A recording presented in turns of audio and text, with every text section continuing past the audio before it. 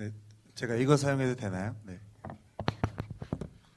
네, 반갑습니다. 네, 네, 잘생긴 사람으로 소개해줘서 되게 부담스럽네요. 네, 우리 옆에 있는 우리 함께 참석한 지체들에게 인사 한번 시작할까요? 오늘도 너로 인해 나는 맑다. 이렇게 인사 한번 하실까요? 오늘도 너로 인해 나는 맑아. 네, 오골오골 하시죠? 네, 저 오골오골한 멘트 상당히 좋아합니다. 네, 여러분 오셔서 너무 반갑고요. 이 아침에 우리 하나님께서 주신 말씀으로 우리 함께 은혜 받기 원합니다. 제가 잠깐 제가 한번 기도하고 감사합니다. 네, 기도하고 말씀 보도록 하겠습니다. 잠깐 기도하겠습니다. 하나님 감사합니다. 저희를 불러내 주시고 주님과의 관계 속으로 초대해 주시고 주님이라는 최고의 만족과 최고의 기쁨 속으로 우리를 이끌어 주셔서 감사합니다. 주님, 우리가 주님 한 분만으로 만족하며 주님 한 분만으로 행복하게 사는 그러한 영적인 비밀을 알 수 있도록 주님 역사하여 주시옵소서. 오늘은 나누는 이 말씀을 통하여서 주님을 경험하기 원합니다. 성령님 이 자리에 찾아와 주시고 우리의 마음을 만져주시고 열어주셔서 주의 목소리에 민감하게 듣고 반응할 수 있는 시간 될 수 있도록 주님 역사하여 주시옵소서. 모든 말씀 우리를 구원하시고 사랑하시는 우리 구주 예수 그리스도의 이름으로 감사하며 기도드렸습니다. 아멘. 네, 오늘 저에게 주신 말씀은 예레미야 애가 3장 17절에서 18절입니다. 예레미야 애가 3장 17절에서 18절 말씀입니다.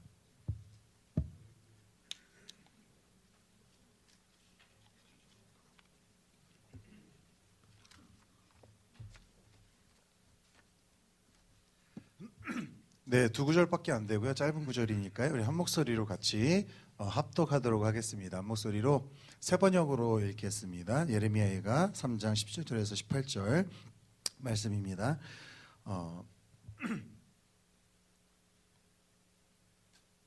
네, 제가 잘못 찾아가지고요. 죄송합니다.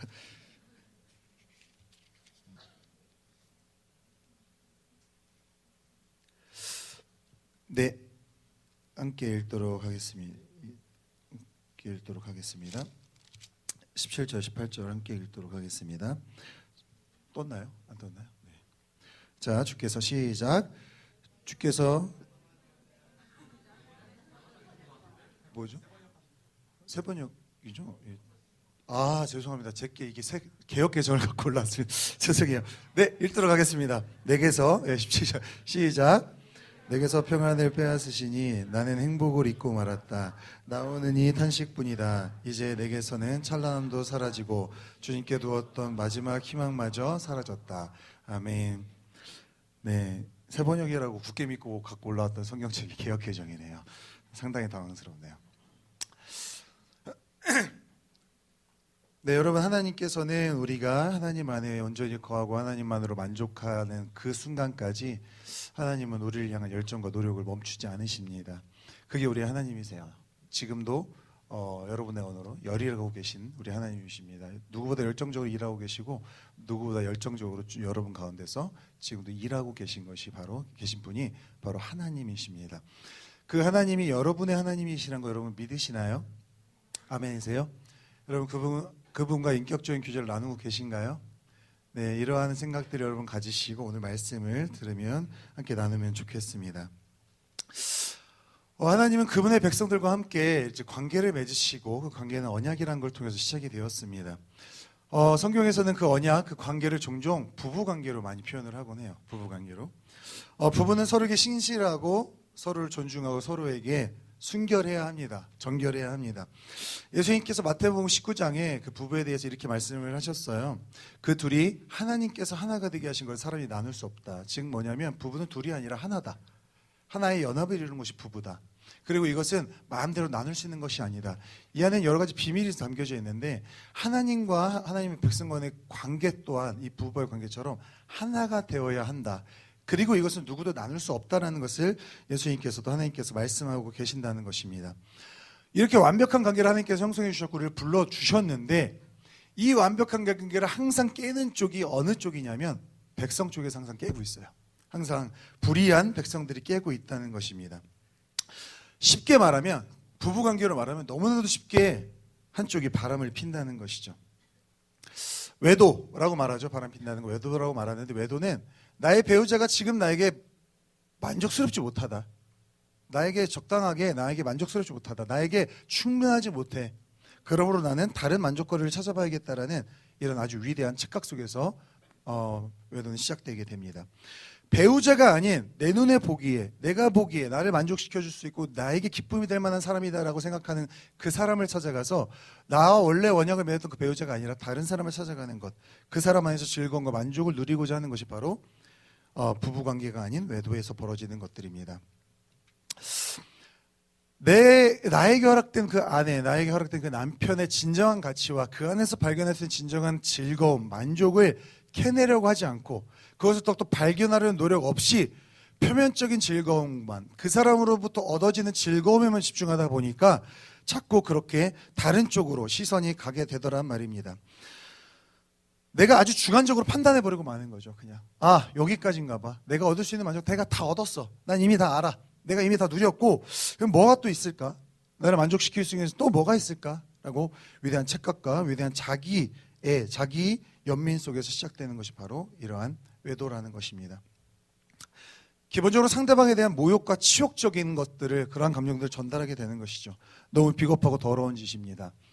절대 용서받을 수 없는 것이죠. 요즘 여러분 너무 민감한 문제지만 미투 문제가 왜 그래요? 가정을 가진 사람들이 지저분하게 그렇게 하기 때문에, 자기 부인이 아니라 남들에게서부터 그런 걸 만족을 누리려 하기 때문에 우리는 그런 것들을 욕하고 있습니다. 욕한다기보다는 지적하고 있습니다. 그런데 여러분, 하나님과 하나님의 백성들 사이에서 이런 일이 비일비재하게 일어났던 것을 여러분 성경을 통해서 볼 수 있습니다. 이집트, 애굽에서 구원해내신 구원의 하나님을 그렇게도 쉽게 버리고 바알과 아세라를 따라가는 이스라엘 백성의 모습을 여러분 우리는 쉽게 성경에서 찾아볼 수 있습니다. 하나님의 진정한 가치를 알려고 하지 않고 그냥 안다고 생각하고 넘겨버리고, 이제 알았으니까 누릴 거 다 누렸으니까, 기쁨 다 누렸고 만족 누렸으니까 다른 것 좀 찾아볼까 하고 건방 떠는 백성들을 보게 됩니다. 어떠한 대상, 다른 대상, 하나님이 아니라 다른 대상을 발견하고 그 대상에 열광하고 그 대상을 탐닉하면서 그 대상에 심취되기 시작하는 백성들의 모습을 보게 되죠. 어느새 하나님 또한 나를 즐겁게 하는, 나를 만족시키는 하나의 수단과 방법으로 전락해버리는, 그렇게 생각하고 많은 그런 백성들의 미련한 모습을 보게 됩니다. 하나님께 이처럼 치욕적인 대우는 없는 것이죠. 창조자 하나님, 우리를 사랑하시고 우리를 만드신 하나님이 하나의 수단과 방법으로 그냥 전락하고 마는 아주 치욕스러운 순간일 수 있습니다. 그런데 우리 하나님께서 대단하신 이유는 무엇이냐면요, 이러한 일이 발생했을 때 바로 나타나셔갖고 이리 와 빵 때리셔서 멸망시키시는 것이 아니라 오래 참아주신다는 거예요. 오래 참으시면서 그 백성들에게 오래도록 참아주시며 기회를 계속해 열어주십니다. 때로는 경고하시고요, 때로는 어르시고 달래시고, 때로는 강하게, 때로는 부드럽게 말씀하시면서 항상 언제든 나에게 돌아와라, 다시 돌아와라, 내가 진짜 사랑이다, 내가 진짜 네가 찾아야 할 대상이다, 내 안에 진짜 만족이 있다라고 부르시면서 하나님께 다시 한번 초대해 주십니다. 다시 돌아왔나 싶어서 이제 그 깊은 관계, 그 깊은 교제, 그 깊은 만족을 누려볼까 하면 다시 백성들이 다른 쪽으로 찾아가요. 다른 대상을 부여잡고 볼을 비벼가면서 헤헤거리고 있습니다. 백성들이 난 여기가 좋아요, 하나님 잠깐만요, 나 여기 있다, 좀만 있다 갈게요. 볼을 비비고 있습니다. 그러면 하나님 또 참아주시면 다시 불러주세요. 그러한 미련한 모습도 하나님의 우리를 향하신 노력과 사랑을 막을 수는 없습니다. 하나님은 다시 한번 불러주세요. 나를 바라봐라, 나를 따라와라. 여러 가지 방법을 통해서 외치십니다. 수많은 선지자를 보내시죠. 백성들이 선지자 구타하고 죽이고 심지어 죽이기까지 하는데도 또 보내세요. 또 가라, 나를 위해 갈 사람 누구냐 안타까운 마음으로 다시 한번 보내십니다. 네가 따라가는 거, 네가 좋다고 볼을 비비고 있는 거, 네가 지금 팔짱 끼고 있는 거, 네가 만족을 누리고 있는 그 상대가, 그 대상이 너에게 찰나의 기쁨을 줄 수는 있어도 결국 너를 멸망시키는 것뿐이야. 나에게 돌아와, 다시 나에게 돌아와. 여러 가지 방법과 여러 가지 목소리로 백성들에게 외치십니다. 그런데 백성은 끝끝내 하나님께 돌아오지 않습니다. 하나님이 아닌 자신이 선택한 것들을 통해서 만족을 누리고 즐거움을 누리겠다고 선언해 버립니다. 하나님, 저는 여기가 좋아요. 하나님이 아니라 난 여기서 만족을 누릴게요. 하나님과 나의 관계가 이 정도로 깨질 건 아니잖아요. 이런 위대한 착각 속에서 살고 있습니다. 하나님께서 예레미야 1장 16절에서 그 백성들을 향해서 이렇게 최후의 통첩을 날리십니다. 내가 이렇게 내 백성을 심판하는 까닭은 그들이 나를 버리고 떠나서 다른 신들에게 향을 피우고 손으로 우상을 만들어서 그것들을 숭배하는 죄를 저질렀기 때문이다. 계속해서 경고하셨죠. 우상 숭배하지 말아라. 나에게 와라. 어떤 우상도 만들지 말아라. 결국 주님께서는 최후의 수단을 사용하시게 됩니다. 심판이라는 수단이 사용되기 시작합니다. 이 심판이 내려질 때 예레미야를 보면 마치 모든 것을 그냥 없애버릴 것 같이 불타오르는 하나님을 발견하게 됩니다.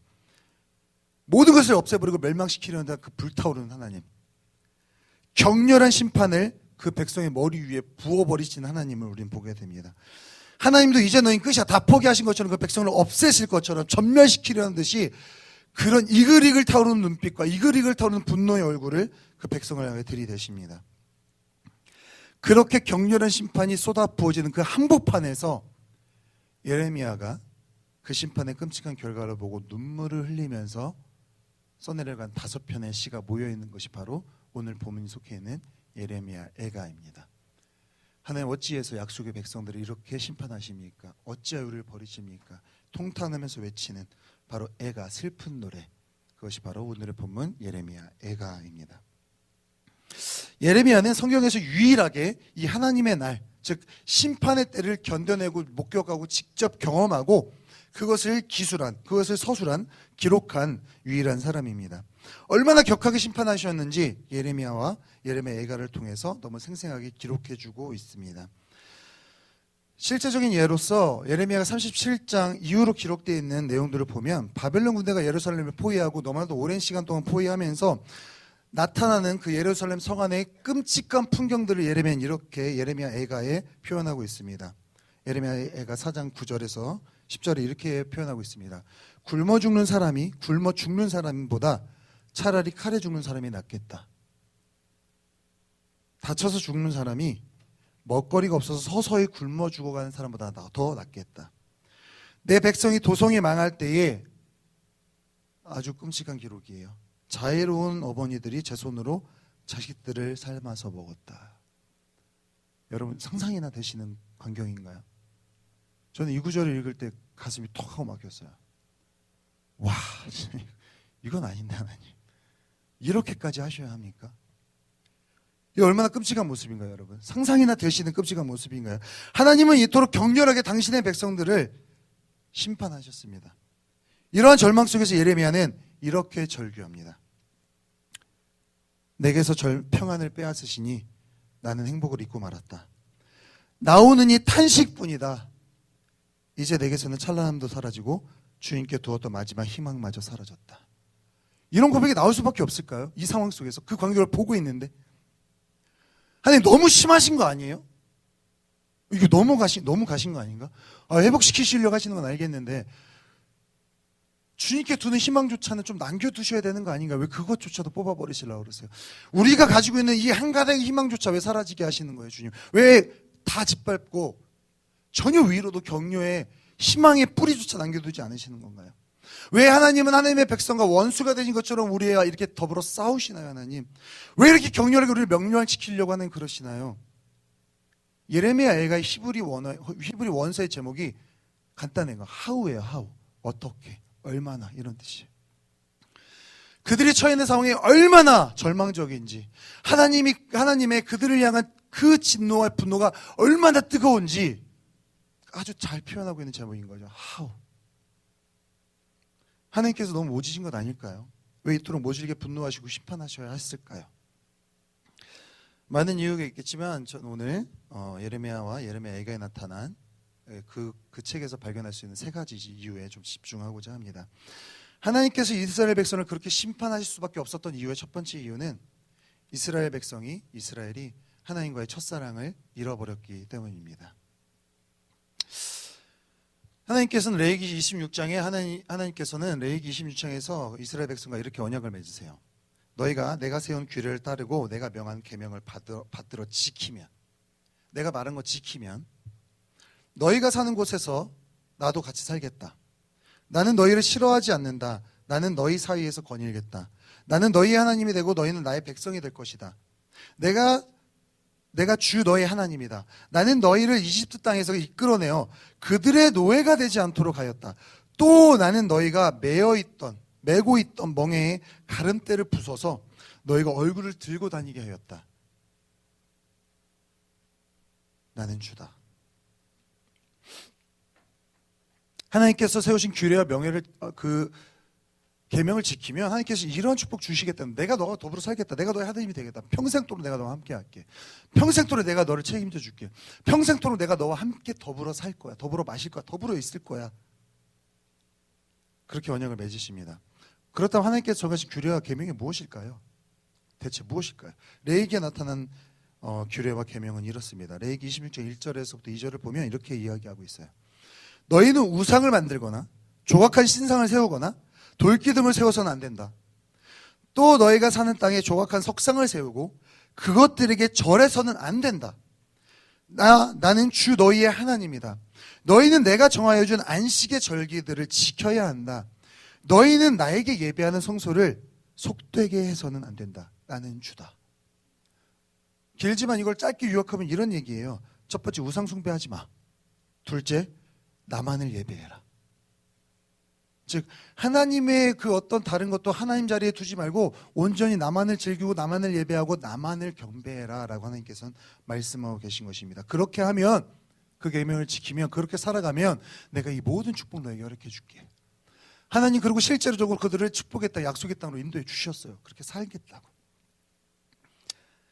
자, 마치 결혼식을 올리는 두 남녀가 이렇게 맹세하는 언약과 비슷합니다. 평생 나는 당신을 사랑하였고 평생 너는 나를 사랑해라. 언약을 맺습니다. 결혼식에서 그렇게 맹세하잖아요. 검은 머리 파뿌리 되도록, 파뿌리인가요? 예, 아무튼 되도록 누구는 누구를 사랑하겠습니까? 그럼 네 하고 뭐 이렇게 대답하잖아요. 그죠? 그것은 언약을 맺는 광경이에요. 평생 나 사랑할 거야. 오케이, 그럼 나도 너 평생 사랑할 거야. 맺습니다. 왜 결혼이 성스럽고 아름다운가요? 이런 언약을 맺기 때문에 그래요. 하나님 앞에서, 그리고 사람들 앞에서. 자, 근데 결혼해서 살다 보면 갑자기 예. 제 얘기 아니에요. 그냥 예, 일반적인 얘기입니다. 1, 2년 살다 보면 이런 생각이 들어요. 내가 이런 생활하고 이런 대우 받으려고 결혼했는지 자괴감도 들어오고, 네. 내가 꿈꿔왔던 결혼 생활은 이게 아닌데 뭐지 이게? 제 얘기 아니에요. 제 얘기 저 멀리 갑자기 막 부끄러워지고, 네, 갑자기 제 아내 얼굴이 왔다 갔다 하고 막 그렇죠. 이게 뭐지? 그렇죠. 내가 이 사람을 평생 사랑하는 게 참 힘든 일이구나를 형식적으로 직시하게 됩니다. 이 언약이 참 힘든 거였구나. 그래서 사람들 앞에서, 수많은 사람 앞에서 맹세하게 하시는구나, 하나님께서. 그렇죠? 자, 이때 그 힘든 거에 집중해서 만족하지 못한, 내가 힘들다. 그리고 삐딱선딱 타는 순간 결혼 생활 깨지는 거예요. 근데 가상하게도 내가 노력해서 그래, 그래도 언약을 기억해보자 하고 막 결혼식 테이프도 돌려보고 CD도 돌려보고 막 결혼 앨범 돌려보고 연애했던 시절의 사실도 꺼내보고 막 하면서 그때의 추억을 막 상기해요. 내가 이렇게 결혼했는데 약속했는데 지켜야지. 그러면 더 힘들어져요. 왜냐? 나에게 의무감이 오거든요. 결혼했으니까, 약속했으니까 어쩔 수 없이 해야지. 의무감이 와버려요. 이게 언약의 효과인가요? 이게 언약의 기능인가요? 아니에요. 왜 결혼식의 언약을 생각하냐? 결혼식에 그때 그 약속을 기억하냐? 그 언약이 하는 기능은 뭐냐면 그 언약을 맺게 했던 그 이유, 동기를 생각나게 하기 때문에 그렇습니다. 내가 이 여자와 결혼의 언약을 맺어야지 하는 그 순간이죠. 뭐예요? 우리 뭐 일상 캠퍼들은 들어서 알겠지만 그날이죠. 연 분홍빛 드레스를 입고 교회 입구를 들어오는 그 여자를 바라봤을 그 순간. 그렇죠? 아무것도 보이지 않고 슬로우 모션으로 그 여자가 걸어 들어와요. 제 아내 얘기예요. 네. 그 여자만 보입니다. 투명 메이크업을 한 그 얼굴에서 광채가 납니다. 물광을 냈는지 뭘 냈는지 광채가 납니다. 그 눈을 바라보는 순간 심장아 나대지 마. 그죠? 막 나대기 시작해요. 저 여잔가? 저 여잔가? 하나님 나 저 여자이고 싶어요. 그죠? 그 여자가 날 보면서 웃어줬을 때 아무도 저 웃음을 보지 않았으면 좋겠다. 내 것만 하고 싶다. 그죠? 오글거리나요? 예, 부러움 결혼하세요.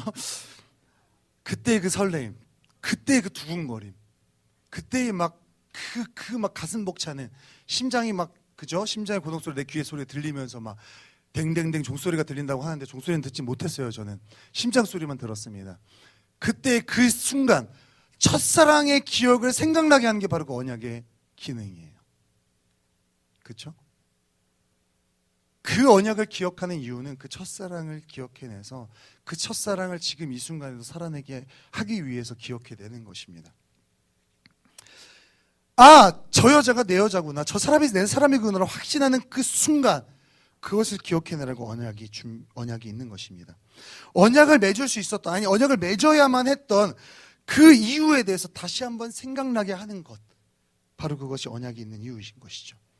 그렇다면 이스라엘 백성은 어떠한 이유로, 어떠한 일로 하나님과 언약을 맺게 되었을까요? 레위기 11장 45절을 보면 이렇게 나와 있어요. 하나님께서 이스라엘 백성에게 이렇게 말씀하십니다. 나는 너희 하나님이 되려고, 내가 네 거 되려고, 내가 네 거 되려고 너희를 이집트 땅에서 데리고 나온 주다. 하나님이다. 내가 거룩하니 너희도 거룩하게 되어야 한다. 내가 네 거 되려고 내가 너 건져내왔고 구원해 왔는데 나는 거룩한 하나님이야. 나와 함께 하려면 네가 거룩해야 돼. 그러니까 제발 거룩해야 돼. 너희는. 내가 너와 함께 하고 싶어. 그 사랑의, 하나님의 사랑의 말씀, 그 사랑의 마음으로 이스라엘 백성과 언약을 맺으신 것이, 이 하나님과의 첫사랑, 고통 속에서, 절망 속에서 죽을 수밖에 없었던 나를 하나님이 전능의 손으로 건져주시고, 내가 네 하나님 될 거야. 내가 너 너무 사랑해. 내가 너랑 함께 하고 싶어. 근데 그 죄랑은 내가 함께 할 수 없을 만큼 내가 거룩해. 그 죄를 내가 떨어내버려야 돼. 그러니까 너 거룩해야 돼. 그렇게 속삭이다 하나님의 그 속삭임, 한 사랑의 말씀, 그것을 기억나게 하는 것이 바로 언약이라는 것이죠. 언약. 근데 이 언약의 첫사랑을 기억하게 하는 것은 사라지고 그냥 의무감만, 책임감만 남았다는 것입니다.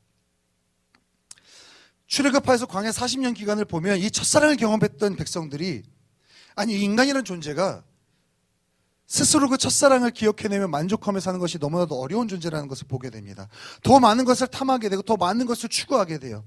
그것이 하나님 안에서 이루어지면 너무나도 좋은데, 너무 많은 경우 하나님 밖에서 그 만족을 찾고 있어요. 하나님 안에서 만족을 누렸다고 착각하기 때문에 내가 원하는 것을 하나님 밖에서 탐닉하게 됩니다. 다른 곳에서 찾게 돼요. 그것이 문제라는 것이죠. 그런 인간의 습성을 아는 주님께서 이런 언약을 통해서 우리를 묶어 놓으신 거예요. 하나님 안에 잡아 놓으신 거예요. 도망가지 마. 안 돼. 너는 내 안에 있어야 돼. 나가지 마. 여기가 살 길이야. 언약을 통해 묶어놓으시는 우리는 자꾸 밟아놓으시면서 나가려고 합니다. 레위기 26장 14절 이하를 보면 하나님께서 이렇게 경고하세요. 그러나 너희가 이 내가 하는 말을 듣지 않고 이 모든 명령을 지키지 않거나 내가 정하여 준 규례를 지키지 않고 내가 세워준 법도를 싫어하여 나의 모든 계명을 그대로 실천하지 않고 내가 세운 언약을 어기면, 즉 쉬운 말로 내가 아니라 나를 벗어나서 우상을 향해 나가면, 우상 숭배하고 나가면, 그 자리에 하나님의 자리에 다른 것을 세우면, 17절 내가 성난 얼굴로 너희를 쏘아보는 동안에 너희는 원수들에게 얻어맞을 것이다 라고 경고하고 계세요. 너희를 미워하는 자들이 너희를 다스릴 것이다. 너희를 쫓는 사람이 없어도 도망다니는 신세가 될 것이다.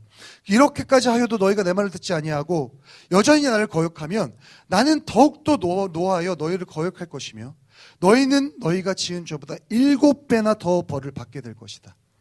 그렇게 되면 너희는 너희 아들의 살과 딸의 살이라도 먹을 것이다. 그대로 이루어져 버려요. 그대로. 경고했고 사랑의 몸부림 하나님이 붙들으시고 그렇게 하나님이 메시지를 보내셨는데 무시했더니 이 경고의 메시지가 그대로 이루어지게 됩니다. 이스라엘 백성이 예레미야가 이렇게 탄식할 정도로 하나님의 심판과 벌을 받은 첫 번째 이유는 바로 이 하나님의 첫사랑, 하나님과의 첫사랑, 이 첫 언약을 잃어버렸기 때문입니다. 분명히 하나님께서 하나님만을 예배하고 사랑하고 섬기라고 했는데, 그러라고 이미 축복의 땅에다 그들을 예배할 수 있는 완벽한 초소에 딱 심어주셨는데 너무나도 허무하게 그들이 우상에게 넘어져 버렸어요. 너무나도 허무하게 그들의 마음의 자리를 우상에게 내어줘 버렸어요. 너무나도 쉽게 지나가던 여자의 한마디에 그토록 상상했던 남편이 바로 마음을 돌이키는 것 같이 미련한 짓을 해버린 거예요. 이런 언약의 말씀을 잊었던 이스라엘 백성에게 하나님께서는 말씀으로 약속하시고 경고하셨던 것처럼 그들이 지은 죄보다 7배나 더 벌을 내리신 것입니다. 이것을 반대로 해석해 볼게요. 긍정적으로. 만약에 그들이 하나님의 말씀을 지켰다면 7배나 더 축복을 받지 않았겠어요? 그 자리에 저주가 내렸던, 심판이 내렸던 그 자리에 하나님의 은혜가 쏟아져 내려오지 않았겠어요? 왜 우린 이것을 맛보지 못했을까? 그 백성들은 이스라엘 백성들의 찰나의 기쁨, 내 입술에만 잠깐 단 그 기쁨만 쫓던 미련함이 이러한 심판을 초래한 것입니다. 예레미야 2장에서는 이러한 미련함을 하나님께서 예레미야 입술을 통해서 이렇게 말씀하세요. 표현하세요. 13절입니다. 참으로 나의 백성이 두 가지 악을 저질렀다. 하나는 생수의 근원인 나를 버린 것이고, 또 하나는 전혀 물이 고이지 않는 물이 새는 웅덩이를 파서 그것을 샘으로 삼은 것이다. 팠더니 잠깐 찔끔 나왔어요. 여기에 물이 나오네 하고 다른 걸 파는 거예요. 영원한 생수가 퍼져나오는 것이 바로 내 옆에 있는데, 이거 많이 맛봤으니까 됐고요, 다른 맛의 생수를 맛볼게요. 파는 거예요. 그 미련한 짓을 했다는 거예요. 여러분은 그러지 않기를 주님의 이름으로 축복합니다. 생수의 근원이신 하나님 앞에 머물러 계시기를 주님의 이름으로 축복합니다. 우리 옆에 사람에게 이렇게 도전하겠습니다. 생수의 근원이신 주님 곁에 머물러 있읍시다. 자, 하나님께서 선택하신 백성들이었어요. 이스라엘 백성들은요. 하나님의 기적을 너무 많이 맛봤어요. 하나님의 역사와 경험을 많이 했던 사람들. 그런데 왜 이렇게 쉽게 우상에게 퍽퍽 넘어갔을까요? 우리보다 연약해서? 아니, 그들 되게 박식했던 사람이잖아요. 그것은 바로 하나님의 심판이 되는 두 번째 이유와도 같은데요. 이스라엘 백성들은 하나님을 그들이 잘 알고 있다고, 충분히 경험했다고 착각하고 있었습니다. 호세아 4장 6절을 보면요, 호세아 입술을 통해서 하나님께서 이렇게 말씀하세요. 내 백성이 나를 알지 못하여 망한다. 내가 제사장이라고 하면서 내가 가르쳐준 것을 버리니 나도 너를 버려서 내가 다시는 나의 성직을 맡지 못하도록 하겠다. 내 하나님의 율법을 내가 마음에 두지 않으니 나도 내 아들, 딸을 마음에 두지 않겠다. 뽑아내버리겠다라고 말씀을 하세요. 너희들 나 안다고 말하는데 너희들 나 몰라. 하나님을 몰라서 지식이 없어서 망한다고 말해요. 이 지식, 이스라엘 백성도 지식 넘쳤거든요. 구약을 달달달 외웠던 사람들이거든요. 하나님을 경험했고 하나님의 말씀을 직접적으로 경험했던 사람들이거든요. 근데 하나님을 아는 지식이 없어 망한대요. 뭔 소리죠 이게? 이스라엘 백성이 알고 있던 지혜, 내가 하나님 알아, 나 하나님 알지 했던 이 지식은 머리로 아는 지식이었어요. 들어 아는, 전에 들은 이야기로서의 지식적인 알미였어요. 하나님이 내 안에 온전히 거해서 하나님과 내가 피부가 맞닿으면서 직접 경험해서 안 하나님이 아니라 먼 옛날 우리 조상님이 경험했던 하나님이었어요. 먼 옛날 그 부서져가는 종이 위에 기록되어 있던 그 하나님이었어요. 머리로만 알던 그 하나님을 내가 마치 경험했다고 착각하고 있었어요. 이스라엘 백성은 자신들이 하나님이 알고 있다고 믿었었습니다. 주어진 말씀을 통해 자기들에게 끊임없이 그 말씀을 가르치고 묵상하며 자신들은 하나님을 정말 잘 알고 친밀한 교제를 나누고 있다고 믿고 있었어요. 그러나 그들이 알던 하나님은 머리로만 알던 그런 하나님이었습니다. 정말 하나님과 가슴과 가슴이 만나는 경험적인 알미 아니었어요. 그냥 이런 일도 하셨대, 저런 일도 하셨대, 지식적으로 알고 있던 그러한 알미 충분하게 있었습니다. 나와는 뭐 관계는 있지만 그렇게 친밀하지 않은 저 멀리 있는 이야기로서 그들은 알고 있었습니다. 이것은 마치, 여러분 오해하지 말고 들으세요. 연예인을 사랑하는 한 사람의 마음과도 동일한 것 같아요. 연예인 좋아하시는 분 시험 들지 마세요. 네. 제가 제자 훈련 때 이 얘기했더니 어떤 사람 저를 쏘아보더라고요. 째려보더라고요. 전 다니엘 좋아한다고 이러면서. 네. 누군지도 몰라요, 저 다니엘이. 자, 뭐예요? 저 멀리 있는 연애를 내가 막 사랑해요. 막 사랑해요. 막 진짜 너무 사랑해요. 막 팬질 한다고 하죠. 너무 사랑하는데 그 사람과 내가 관계가 있어요? 그 사람을 아는 내가 안다는 것이 진짜 아는 거예요? 아니에요. 내가 그 사람 그 사람 정보를 아는 거고, 내가 그냥 아무 관계도 없는 그 사람이 내 감정을 허비하는 거예요. 똑같아요. 알고 사랑한다 느끼는데 진짜 관계는 없어요. 설명하라고 하면 누구나 다 설명할 수 있는 것만 설명할 수 있어요. 진짜 그 사람과 개인적인 관계가 없어요. 이웃집 아저씨가 아무리 자상하고 아무리 가정적이라고 내가 알고 있다고 한들 그게 나랑 무슨 상관이에요? 아무 상관, 이웃집 아저씨인데 나랑 관계가 없는 사람인데. 이스라엘 백성은 이런 식으로 하나님을 알고 있었습니다. 깊이 알고 있다고, 깊은 관계가 있다고 착각하고 있었어요. 나 하나님 아는데, 나 하나님과 깊은 관계가 있는데, 근데 내가 알고 경험해봤는데 뭐 그냥 그래, 그렇게 만족스럽지 못해. 그래서 다 해봤어. 예배도 드려봤고 제사도 드려봤고 하나님 하는 거 다 해봤어. 정결의식 다 해봤어. 근데 내 마음속에 그렇게 만족스럽지 못하던데. 그때 바알과 아세라 신이 싹 들어오는 거예요. 야, 이거 좀 해봐. 자극적으로 들어와요. 그들의 오감을 자극할 수 있고 그들의 욕구와 그들의 감정을 자극할 수 있는 것에 싹 들어와 버려요. 그때 그거에 빠져버리게 된 겁니다. 오, 이게 있네. 이런 것이 있네. 이게 나를 만족시켜줄 수 있을 것 같아요 라고 착각 속에서 그것을 찾기 시작합니다. 우상에 걷잡을 수 없이 빠져들게 되는 것이죠. 하나님을 알고 있다고, 하나님을 맛보아 알고 있다는 위대한 착각 속에서 그 우상 속에 빠져들게 됩니다. 걷잡을 수 없이 들어가게 돼요. 그러면서도 나는 하나님과 관계에 있어서 괜찮다고 안위하기 시작합니다. 이렇게 착각하고 살았던 게 바로 이스라엘 백성이었어요. 이스라엘 백성은 이렇게 하나님께 모욕과 치욕감을 주고 있었던 사람들입니다. 하나님만으로 만족 못하니 다른 것으로 만족하겠습니다. 그래서 하나님께서는 이스라엘 백성들에게 치욕과 모욕의 자리를, 이스라엘 백성들을 치욕과 모욕의 자리로 내모신 거예요. 심판이라는 것을 통해서 네가 나에게 끊임없이 줬던 그 치욕과 모욕을 네가 경험해봐. 그 자리에 가서 네가 나를 찾을 건데 내가 응답하지 않을 거야. 이제 너에게 치욕과 모욕을 내가 줄 거야. 경험해봐. 내가 경험한 치욕과 모욕이 바로 네가 경험하고 있는 그것이야. 바로 너를 만족시킬 수 있다고 믿었던 그것을 따라가봐. 그 끝이 어딘지 한번 가봐. 결국 네가 멸망할 거야. 결국은 그 자리에서 네가 사랑했던 그 대상이 너를 치욕과 모욕으로 몰아갈 거야. 그래야만, 그렇게 맛을 봐봐야 내가 진짜 사랑인 걸 너희들이 알아. 내가 진짜 사랑인 걸 너희들이 알아. 착각하지 마. 머리로 나를 안다고 니들이 나 아는 거 아니야. 진짜 나를 경험해야 니들은 나를 아는 거야. 그 심판 속에서 몸부림을 치면서 하나님 한 분만을 찾아봐야 얘들이 하나님께 돌아올 수 있기 때문에 하나님께서 얘들을 그 자리로 몰아내신 겁니다. 너희들 나 몰라. 경험하지 않았어. 이게 그 값이야. 이스라엘 백성은 하나님을 몰랐어요. 머리로 알았지만 하나님을 안다고 말할 수 없었습니다. 하나님께서 정말 원하시는 건 그들의 마음이고 진심 어린 사랑인데 그들은 그걸 드리지 않았어요. 제사 드리면 된다고 생각했어요.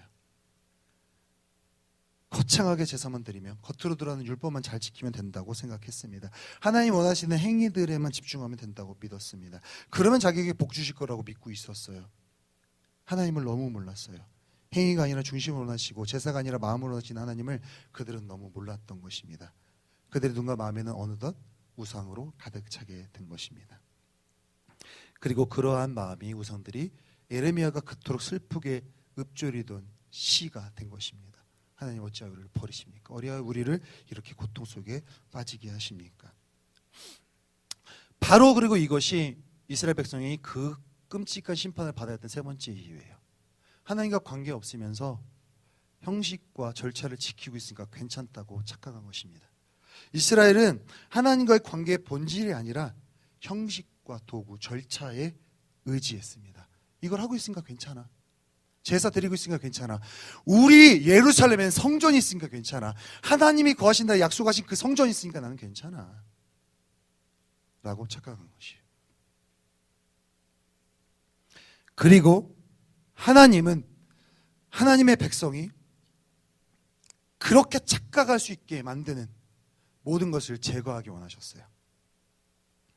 그것이 바로 하나님의 불타오르는 심판이 이스라엘 민족에게 부어진 세 번째 이유입니다. 다 제해버리겠다. 내가 남김없이 제해버리겠다. 그들이 그렇게 거창하게 제사 지내고 그렇게 이방 민족에게 떵떵거리면서 자랑하던 예루살렘 성전, 예루살렘 성 그 자체를 무너뜨려 버렸어요. 없애버리셨어요. 아니, 나 그걸 원하는 게, 그거 있어서 내가 너희들 갖고 있는 거 아니야. 없애버리셨어요. 잿더미를 만들어버렸어요. 그들이 알량한 자존심을 내세우면서 자랑하는 모든 것을 불태워버리시고 먼지로 만들어버리세요. 그거 아니야. 그거 아니야. 그것 때문에 너희와 내 관계가 괜찮은 거 아니야. 그들이 우리는 하나님을 아는 민족, 선택받은 민족, 선민이다, 하나님과 관계가 깊은 민족이라는 착각을 조금이라도 남김없이 없애버리시려고 다 없애버리세요. 예레미야가 1장 4절엔 이렇게 말하고 있습니다. 시온으로 가는 길이 이렇게 쓸쓸하다니, 명절이 되었는데도 순례자가 하나도 없고 시온성으로 들어가는 모든 문에도 인적이 끊어졌다.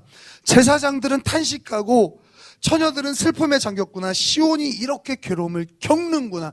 그렇게 자랑하고, 그러니까 이게 있으니까 괜찮아, 성전이 있으니까 괜찮아 했던 성전을 철저하게 멸망시켜버리세요. 아니, 그거 있어서 괜찮은 거 아니야.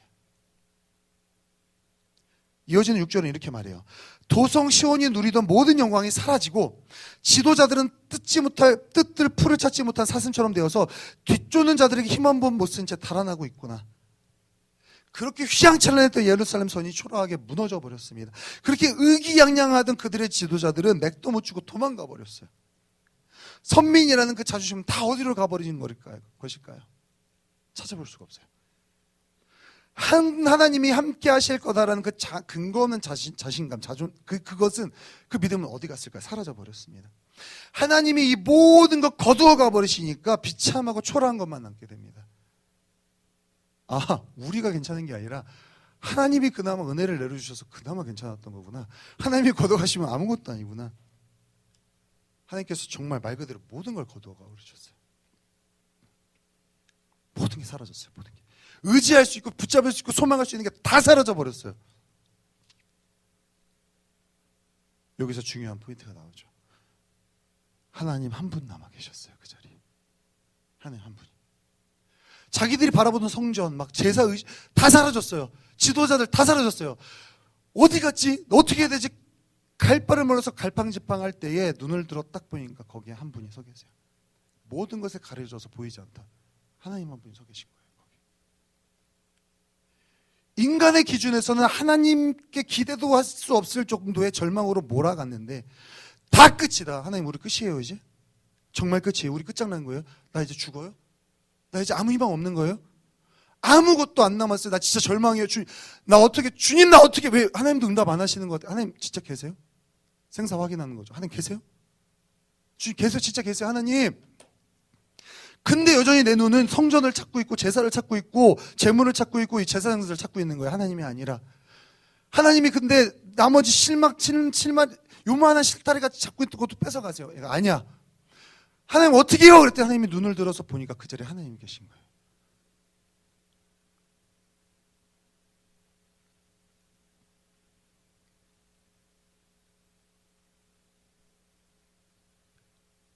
이제 나를 좀 봐. 네가 의지하고 네가 생각했던 것들 다 아니고 나를 좀 봐. 나만을 좀 봐봐. 나만을. 남들 보기에 제사 잘 드렸다고, 성전에 들어가서 기도 잘했다고 나와의 관계가 있는 게 아니야. 나를 이해하고 있다고 나와 관계 있는 게 아니야. 나와 네가 가슴과 가슴으로 영혼과 영혼이 만나야 돼. 내 생각을 네가 알아야 돼. 내 마음을, 이 찢어지는 마음을 네가 알아야 돼. 내가 너를 얼마나 사랑하는지 네가 알아야 돼. 내가 얼마나 너를 원하는지 네가 알아야 돼. 여기 내가 있잖아. 다른 거 쳐다보지 마. 네가 자꾸 쳐다보니까 이걸 없앨 수밖에 없어. 나에게 집중해봐. 나만 봐봐. 나만. 하나님께서는 조금도 인간적인 소망, 희망 남기지 없이 다 없애버리셨어요. 그러한 인간적인 소망이나 희망을 남겨두시고 만약에 그걸 통해서 하나님이 역사하셨다면 그 희망이, 소망이 또 다른 우상이 돼요. 우리에게. 그게 우리예요. 하나님이 이렇게 역사해 주실 수 있잖아요. 그 희망이 하나님이 아니라 그 희망을 원하는 우상이 되어버려요. 우리에게. 그러니까 하나님 다 뽑아버리시는 거예요. 아니야. 너의 힘은 나야. 나. 그냥 나야.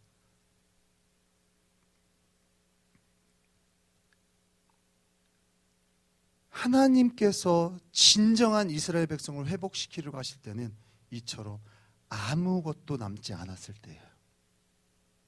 정말 아무것도 없는 상태. 오직 하나님만 남았을 그때에 하나님의 회복이 시작됩니다. 그 사실을 하나님은 알리고 싶으신 거예요. 너의 진짜 회복은, 너의 진짜 부흥은, 개인의 부흥은 나로 시작될 거야. 내가 할 수 있는 거야. 네가 붙잡고 있는 그 어떤 것도 아니야. 나야. 내가 아는 거예요. 한계가 있는 인간의 입장에서는 하나님을 향한 소망도 사라졌다고 볼 수 있어요. 우리는 하나님 어떻게 이렇게까지 아세요? 근데 하나님은 그게 네가 잡고 있는 그 소망, 나를 위한 소망이 아니라 네 인간적인 계산이잖아. 그냥 네 인간적인 구실이잖아. 내려놔. 그거 내려놓으면 죽을 것 같지? 내려놔. 안 죽어. 내가 여기 있어. 아무것도 없어. 나야 그냥 나. 이렇게 예레미야가 이 아무것도 없는 상황 속에서 이렇게 얘기한 거예요. 17절 18절에 오늘 본문의 말씀처럼 얘기한 거예요.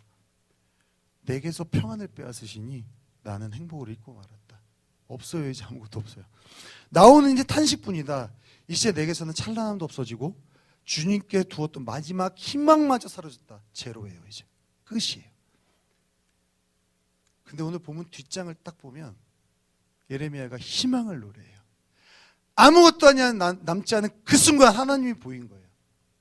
3장 18절에 이렇게 이야기합니다. 25절이에요. 3장 18절 뒤로 희망찬 소망의 노래가 등장해요. 3장 25절에 주님께서는 주님을 기다리는 사람이나 주님을 찾는 사람에게 복을 주신다. 아멘.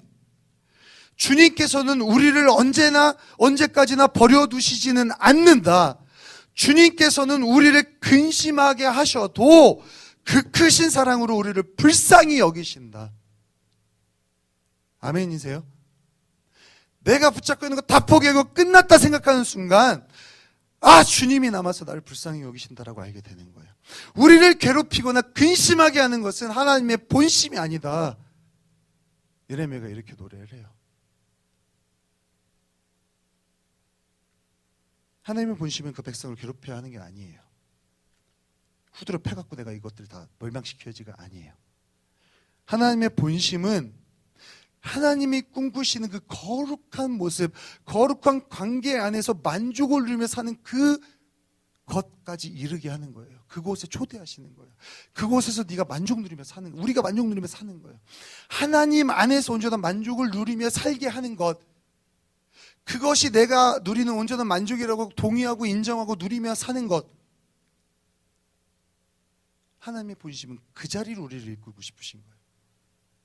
근심과 심판과 고난을 통해서라도 내가 붙들고 있는 세상이고 포기하기만 할 수 있다면 어떠한 수단과 방법을 가리지 않고 하나님의 몸부림을 쳐서라도 우리를 건져내고자 하시는 거예요. 그래서 하나님의 심판은 하나님의 완벽한 사랑의 몸부림이에요. 돌아와. 네가 살 수 있는 건 나밖에 없어. 다 내려놔. 이렇게 하지 않으면 네가 내려놓지 않잖아. 이렇게 할 수밖에 없어. 내려놓고 나에게 와. 여러분, 이게 여러분 본문에서 발견할 수 있는 이스라엘이 심판받았던 이유들이고요. 계속해서 이게 반복했었어요. 여러분, 이런 하나님께서 여러분의 인생 속에서는 어떻게 역사하고 계신가요? 아니, 여러분은 이런 하나님을 어떻게 대하고 계세요? 어떻게 생각하고 계세요? 여러분, 하나님과 처음 만났던 그 첫사랑의 기억을 추억하고 계세요? 저 멀리 마치 유아 시절에 내가 봤던 동화책을 꺼내서 먼지 털어내야 볼 수 있는 그 책처럼 고이고이 넣어두셨어요? 아니면 오늘도 그 첫사랑을 살아가고 계세요? 여러분, 하나님과 날마다 첫사랑의 기쁨을 누리며 사시기를 주님으로 축복합니다. 하나님밖에 없어요. 우리를 만족시키실 분 하나님밖에 없습니다. 우리의 인생의 완벽한 방향과 완벽한 방법을 아시는 분 하나님밖에 없어요. 그 하나님 우리를 너무 사랑하신대요. 우리를 계획하셨대요. 우리의 인생의 모든 것을 하나님이 가지고 계시대요. 그 손 안에 우리의 인생의 흥망성쇠가 달려있대요. 그리고 그 하나님이 여러분을 숨막히게 사랑하신대요. 숨막히게. 여러분, 제가 파엔에서 FD로 섬기거든요. FD가 뭐냐면 여러분 그 편말 붙이고 이런 거예요. 큐시 갖다 드리고 마이크 갖다 드리고 뒤에서 목사님들 마이크 드리고 언제나 이거 하는 거예요. 그러니까 예배가 잘 돌아갈 수 있도록 체크해 드리는 거예요. 체크해 드리는 건데 그때 딱 앉으면 뭐가 보이냐면 여러분들이 오는 모습과 여러분들 얼굴이 이렇게 보여요. 예배 자리로 오는. 그럼 저희 수지 식구들은 제가 얼굴을 아니까 이렇게 보이잖아요. 근데 이상하게 파인 때 얼굴이 딱 보고 그 얼굴 그 사람들 나 못 봐요. 어두운 데 있어서 딱 보면 눈물이 나요. 이상하게 괜히 눈물이 나요. 너무 좋아요. 그러고 왜냐하면 그 힘들고 어렵고 얼마나 놀고 싶을까. 얼마나 그 황금 시간대 친구도 놀러 가고 막, 그죠? 이제 곧 막 벚꽃의 계절, 막 야간 개장 한다고 그러고 막 그러면 얼마나 놀러 가고 싶어. 근데 그 자리에 오는 거죠. 하나님 좋아서. 하나님 보러 오는 거잖아요. 그 모습이 너무 예뻐서 좋고, 그리고 뭐 우리 일산 캠퍼스는 알겠죠. 저 완전히 딸 바보 아들 바보잖아요. 자꾸 스쳐요. 물론 똑같을 거라 생각해요. 반 목사님이 누구나 자식 갖고 있는 사람 똑같이 이 마음이 스칠 거라 생각하는데, 하나님이 계속 이런 마음을 주세요. 너 네 아들 사랑하지? 예뻐 죽겠어요. 제가 진짜 예뻐 죽겠어요. 너무 예뻐. 우리 딸도 너무 예뻐 죽겠어요. 죽겠어요. 막 숨막히게 좋아요. 보고 있으면 눈물 나게 좋아요. 너무 예뻐. 너무 예뻐요. 하나님 너무 예뻐요. 근데 하나님 뭐라고 하시냐면, 나랑 똑 닮아서 너무 예뻐요. 미안하기도 해요. 한편으로는. 웃는데 눈이 안 보여. 세 명이 다. 하나님 너무 예뻐 죽겠어요. 막 숨막히게 죽겠어요. 보고 있어 눈물이 날 정도예요. 하나님 이래요. 나도 이 새끼들 너무 좋아. 나 얘네들 너무 좋아. 너무 좋아. 그 마음이 느껴지는데요. 막 미치겠어요. 하나님, 이렇게, 이래서 다들 아빠가 되어야 되는구나. 이래서 애나 보라고 하는구나 생각이 들었어요. 여러분 이건 장난이 아니에요. 하나님이 여러분을 얼마나 사랑하시냐면, 진짜 이건 숨막히게 사랑하세요. 그냥 딱 눈만 마주쳐도 눈물이 날 정도 하나님 여러분 사랑하세요. 하나님은 날마다 24/7이라고 하죠. 24시간 7일 동안 여러분과 날마다 첫사랑 중이세요. 눈 마시면 숨 먹게 좋아하세요. 내 아들, 내 딸. 그 숨 막히는 사랑, 그 거룩하신 하나님이 모든 것 던져두고 찾아올 수밖에 없었던 그 숨 막힌 사랑을 여러분도 느끼기 원하시는 게 하나님의 마음인 거예요. 아니, 예배 잘 드리고 목자를 잘 섬기고 좋아, 뭐 안 오라는 거 아니다. 내일부터 뭐 은혜 받고 또 목사님 저 이제부터 안 나갈 거예요. 뭐 이러는 거 아니에요. 저는 형식이 아니라 본질에 집중하기로 했습니다. 아니, 여러분 오해하지 마세요. 잘 나오셔야죠. 이거 잘한다고 관계가 있는 게 아니라는 거예요. 근데 여러분 슬프게도 현상이에요. 드러나는. 하나님을 사랑하면 예배 자리가 좋을 수밖에 없어요. 말씀 들을 때 하나님이 숨막히게 좋을 수밖에 없어요. 찬양할 때 그 찬양 중에 임재하신 하나님이 숨막히게 그립고 좋을 수밖에 없어요. 하나님 나왔어요. 또 보고 싶어서 왔어요. 그럴 수밖에 없어요. 이스라엘 백성이 하는 원하는 게 이거예요. 나를 좀 숨막히게, 심장 터지게 좀 나를 사람 사랑해봐. 여러분 어떠세요? 이 하나님의 사랑, 하나님을 향한 사랑, 남의 얘기가 되지 않았으면 좋겠어요. 옆에 사람에게 이렇게 도전하면 좋겠습니다. 하나님과의 사랑, 내 이야기가 됐으면 좋겠습니다.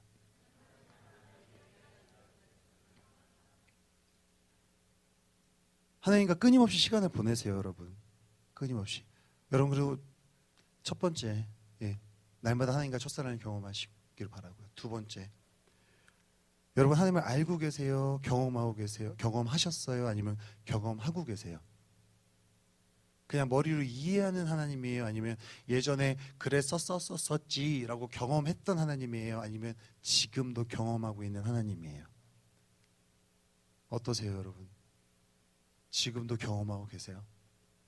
지금도 그 사랑의 하나님이 여러분 사랑하고 여러분 곁에 계시다는 걸 믿고 계세요? 성경에 기록되는 2000년 전에 살아 움직였던 하나님 말고 지금 이 순간 내가 아침에 눈 뜰 때 일어났어? 라고 인사를 건네는 하나님, 늦게 안 가요? 네. 그 하나님과의 속삭임을 날마다 느낄 수 있고 경험할 수 있는 그 하나님 경험하고 계세요? 여러분 이 이야기를 듣는데 멍하다면 마음에 슬퍼하셔야 돼요. 경험하지 않고 있는 거예요. 하나님 생각하는데 저도 알아요. 이렇게만 된다면, 십자가를 생각하는데 맞아요. 하나님 돌아가시고 이렇게만 된다면 가슴을 찢고 애통하셔야 돼요. 여러분 그냥 웃고 넘는 문제가 아니에요. 이건 여러분 하나님과 정말 관계 있으신 분 맞으세요? 하나님과 진짜 관계 있는 분 맞으세요? 그냥 아는 연예인 아니에요? 하나님? 그냥 아는 자상한 이웃집 아저씨 아니에요? 내 아빠 맞아요? 진짜 하나님과 관계 있는 분 맞으세요?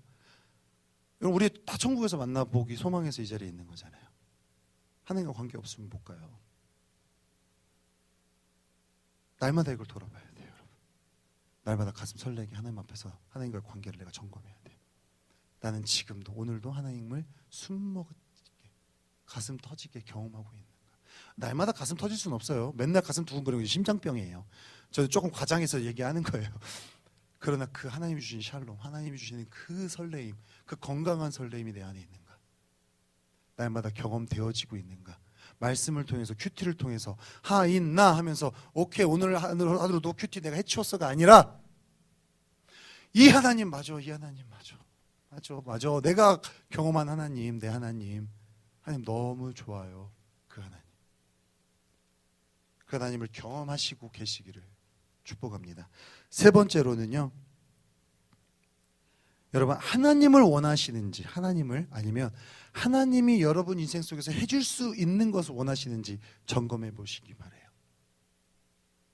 정말 하나님을 원하세요? 아니면 하나님을 따라가면서 얻어질 수 있는 그 결과물들을 원하세요? 뭘 원하시는지 한번 돌이켜보기 원해요. 우리는 너무 쉽게 하나님을 따라갈 때 얻어지는 결과물에 집중해요. 이게 바로 우상인 거예요. 이게 바로 기복신앙인 거예요. 이게 번영주의 신앙인 거예요. 하나님 따라가니까 이렇게 되더라. 오케이, 하나님 없어지고 이 결과만 보게 되는 거예요. 오케이, 나도 그 결과 원하니까 하나님 좀 주세요. 안 주시면 별거 없네, 시시하네 하고 떨어져 나가는 거예요. 아니에요. 하나님이 원하시는 건 네가 내 안에 들어오면 이게 선물로 주어지는 거야. 내 안에 좀 들어와 봐. 여러분이 진짜 원하는 게 무엇인지 날마다 점검해 보시기 바랍니다. 이렇게 하나님께서는 여러분에게 첫사랑을 경험하기 원하시고 하나님 우선순위가 되길 원하시고 날마다 경험되어지길 원하세요. 하나님이라는 그 이분의 영역이 여러분의 삶의 영역에서 자리 잡기 원하세요. 크게 자리를 더 확장하기 원하세요. 그러니까 신앙생활할 때 불편한 거예요. 왜? 나의 옛자아와 나의 고집과 나의 욕심과 하나님이 팽창해가 하나님과 부딪히니까 불편할 수밖에 없어요. 근데 이게 어느덧 나에게 기쁨이 돼야 돼요. 아, 내 안에 하나님이 자라나서 나를 밀어내고 계시는구나. 기쁘다. 나는 사라지고 하나님만 남겠지. 결국 하나님만 남겠지. 하나님 생각이 내 생각이 되고 하나님의 뜻이 내 뜻이 되고 하나님이 기뻐하신 걸 내가 결국엔 즐거워할 수 있게 되겠지. 하나님 그날이 오겠죠. 라면서 살아가는 게 우리의 신앙생활인 거예요. 그냥 내려놓으시면 돼요. 하나님이 포기하라고 하시는 거 깔끔하게 내려놓으시면 돼요. 극단적으로 행동하시라는 거 아니에요. 그래, 난 오늘부터 퇴사 결심이야. 이거 아니에요. 이게 아니라 지혜롭게, 여러분이 아시잖아요. 그거예요. 선모야, 그거야. 딱 왔지 지금. 딱 보고 그거예요 했을 때 여러분 생각나는 그거예요. 그거. 대띵, 그죠? 대띵, 그거예요. 그거 내려놓으시면 돼요. 하나님, 여러분 아무리 이렇게 들어도 마음 답답하시고 어려우시죠? 그럴 수밖에 없어요. 아직 경험하지 못하신 분들이나 아직 이것을 맛보지 못한 분들은 너무 답답할 수밖에 없어요. 그래서 우리의 기도, 그래서 바울의 기도, 우리 모두의 기도가 이거예요. 그 신령한 젖을 여러분이 사모하기를 원하는 거예요. 그러한 것들을. 여러분 이렇게 살아가도 하나님 안에 거해도 인생은 힘들어요. 그래서 여러분이 대단한 거예요. 알고 왔잖아요. 목자할 때 여러분 신날 거다라고만 기대하고 오신 분, 캠장할 때 너무 신날 거야. 와 진짜 아싸, 내가 모든 일을 내가 다 할 거야. 대학 주고 내가 굴려. 이러고 오신 분, 선모? 살짝 지쳤어요 지금. 선모도 그러고 들어왔다가. 아니에요. 여러분 힘든 거 알고 오셨잖아요. 그러면 우리 힘들 때 힘들더라도 떳떳하고 당당하게 힘들자고요. 우리가 할 거 다 하고 하나님에서 누릴 거 다 누리면서 힘들자는 거예요. 눈치 보고 재고 계산하느라고 누릴 거 못 누리면서 힘든 게 아니라 누릴 건 다 누리면서 어쩔 수 없이 힘들 수밖에 없는 거 힘들자는 거예요. 그리고 어쩔 수 없잖아요. 힘든 게. 그 상황을 그냥 즐기면 돼요. 아, 하나님 따라가는 길이 이렇구나. 그 우리가 날마다 하나님 앞에 고백하면서 해야 될 건 무엇이냐면, 하나님, 내가 전심으로 주님을 구하고 주님을 사랑하기 원합니다라는 고백이 나오면 돼요. 여러분 속에서. 그것이 우리 모두의 기도 제목이에요. 우리 모두가 전심으로 스스로 하나님만을 구하고 하나님 안에서 하나님의 것으로 만족을 누리며 사는 것. 제가 존경하는 존파이프 목사님 이런 얘기를 하셨어요. 요즘 교육자분들하고도 책 나누면 하는데 이런 말씀을 하셨어요. 하나님이 가장 영광 받으시는 때가 언제냐? 사람이 하나님 안에서 가장 만족하고 가장 기뻐할 때 하나님이 가장 큰 영광 받으신다라고 말하고 있어요. 영광 돌리는 거 그렇게 어렵지 않아요. 우리가 하나님 안에 거함이, 하나님 안에서 누림이, 하나님 안에서 경험되어지는 것들로 만족하고 기뻐하고 살면 그게 하나님께 영광 돌리는 삶인 거예요. 그 비밀을 여러분들이 아시기를 주님의 이름으로 축복합니다. 우리 시간 들으신 말씀 기억하면서 찬양 한 곡하고 기도하겠습니다. 자주 불렀던 찬양입니다.